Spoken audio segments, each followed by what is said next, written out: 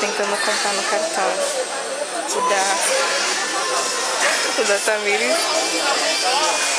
e o dela. Vamos ver se a gente vai conseguir. Porque eu e o Ale, a gente já tá com o ingresso. Quer dizer, o Ale vai comprar agora, mas é que... Tudo isso foi desinformação dela. Falei pra comprar antes. Não, relaxa, relaxa. Dá tudo certo. A cara do Ale.